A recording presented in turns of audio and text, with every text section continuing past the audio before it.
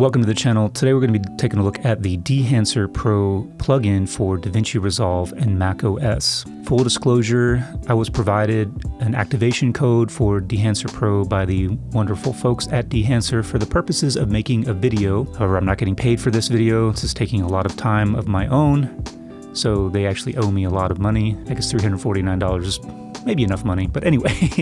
So anyway, they're not seeing this video before I publish it. Before we jump into the plugin in DaVinci Resolve, a couple other things I want to mention. The Dehancer Pro plugin is currently only available for Mac OS, but Dehancer is working on versions for both Windows and Linux that they hope to have released sometime in 2021. Last thing I will mention, if you are interested in this plugin, you can use the coupon code in the description of this video to get 10% off. All that out of the way, let's go ahead and jump into this and I'll show you what I'm going to try to do here. And I haven't done this yet, so I'm trying to do this on the fly and we'll see how it works.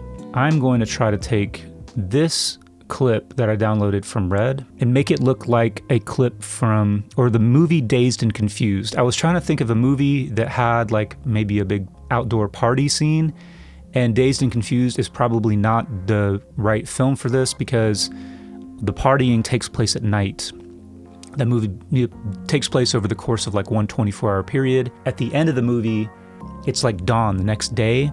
So I thought maybe it would be a good idea to try to make this shot look like it takes place at dawn or dusk. And also kind of keep in mind sort of the overall vibe and aesthetic of Dazed and Confused. So let's jump over to the color tab first and foremost. And I already have an instance of Dehancer Pro on this clip, but I'm going to go ahead and reset this so no more Dehancer is applied.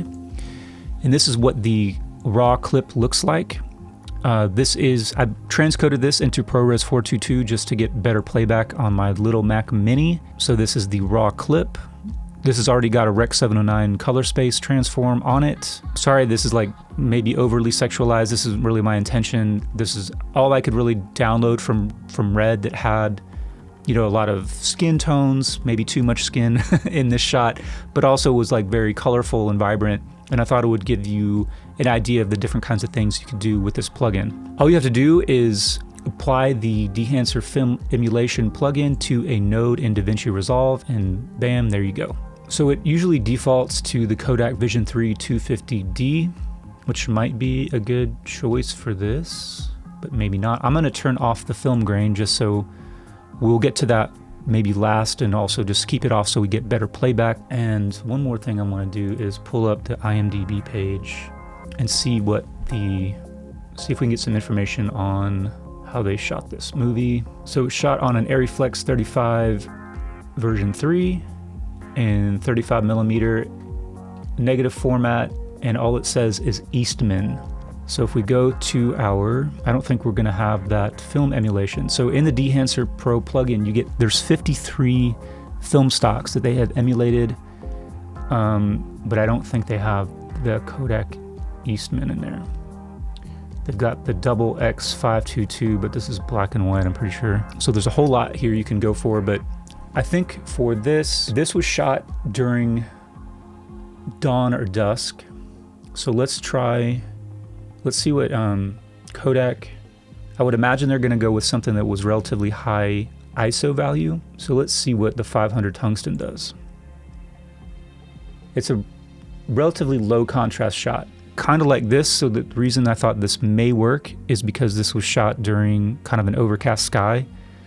So even though this is much more in the bright daylight, it's definitely overcast, so we don't have crazy shadows. Everything is nice and softly lit. So that's the same vibe that we have in this Dazed and Confused clip. Obviously the time of day is different. So that's the 200 tungsten. Let's try the daylight ones and see what they do. 250D, that's too contrasty. 50D, that could work. Kind of like that 200 tungsten. Okay, and then if we auto expand, get a little bit more contrast here. Let's play with our black points here. So there are some deep blacks and deep blues in the shot, so I don't want to like reduce the contrast or reduce the black point too much. And I don't want to bring the white point up, I actually want to bring that down. because this shot is relatively underexposed.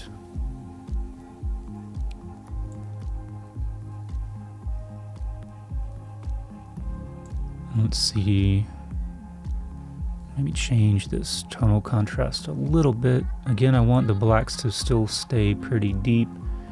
And then my favorite thing here is the color density, which just cranks up not just the saturation of like red, yellow, and blue, but just the, well, density of it, the depth of it. If we look at that woman's butt, there we go, right here, the shorts, whatever you call these awful things that she's wearing, the blue and the yellow. So if we watched how this changes the saturation, not even just, it's not oversaturating it, it's just really something different about the way film and digital process specific hues. And I think red, yellow, blue is probably the ones that are most important here.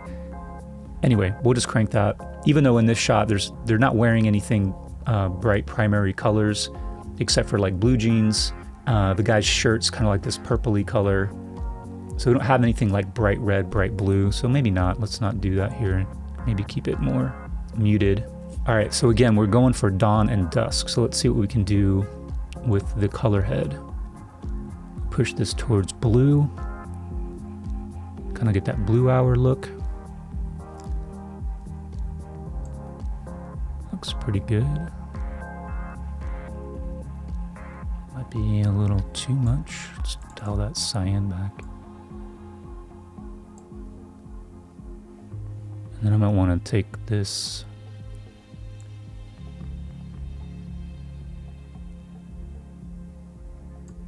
exposure down some more. I can't see any sky. I wish I could see the sky in this shot. Oh, there we go. So in this shot from the movie, the sky is like this indeterminate color. It's sort of it's kind of a bluish yellow, more like that.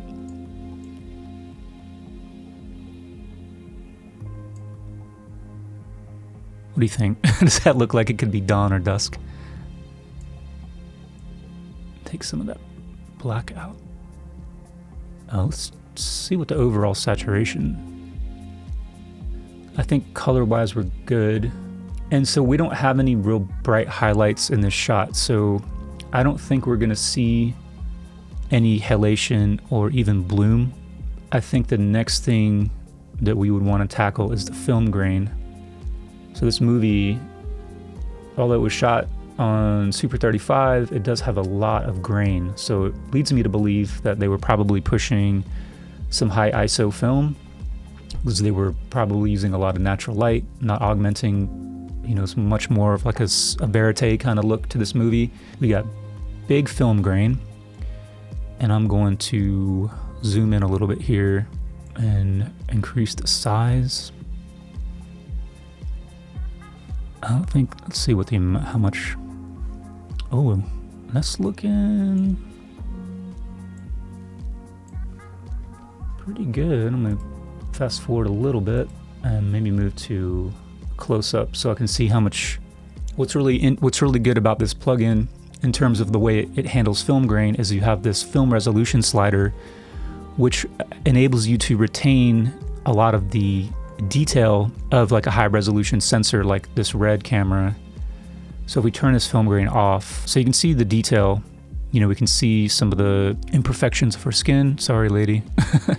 And then, you know, this is out of focus. We're really focused right here and on the sequence on her top. So when we apply that film grain, wow, we lose tons of resolution there, right? But if we crank this film resolution slider, we start getting back that detail, even though it's covered up by the film grain. But what you can also do is if you don't want so much grain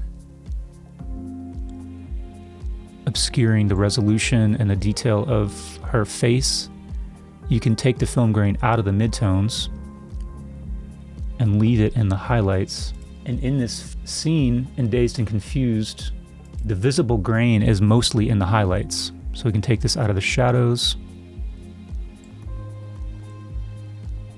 in the midtones and just leave it.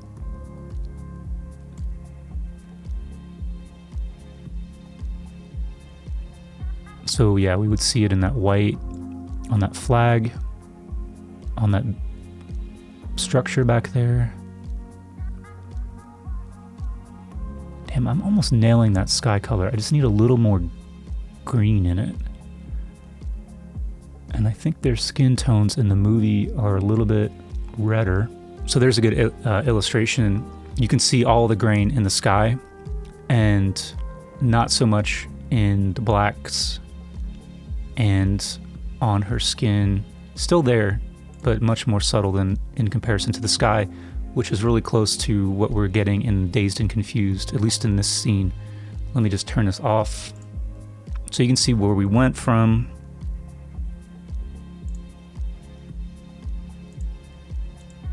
And again, I'm not a professional, but I think that's a pretty convincing emulation, not only of the film with all the power of the plugin with the film grain and the film emulations, but just also with the kind of day for night that we did almost. Not day for night totally, but day for dusk, I guess.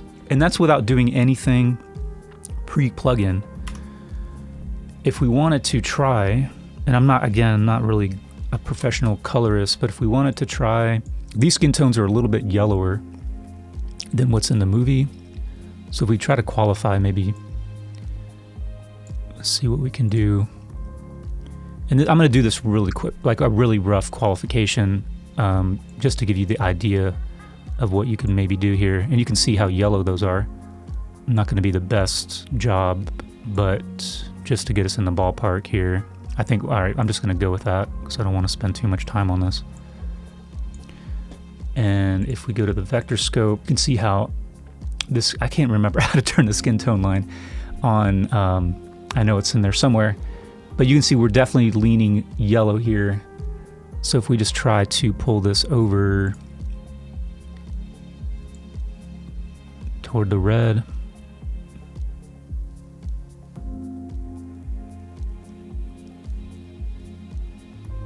you know, we're past the skin tone line going toward the red. Also, these are like too saturated, so let me pull out.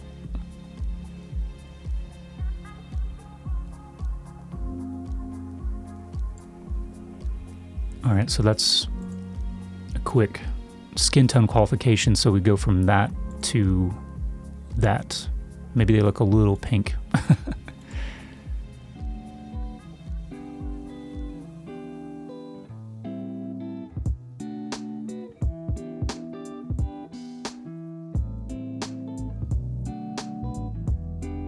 So I hope that was helpful. I just wanted to do a very specific attempt to go from something that was like not like Dazed and Confused at all, except for maybe in the fact that there's a lot of young people dancing around. Totally different time of day, totally different color palette, but wanted to see how easy or not easy it was to go from like a day shot to something more like dawn or dusk.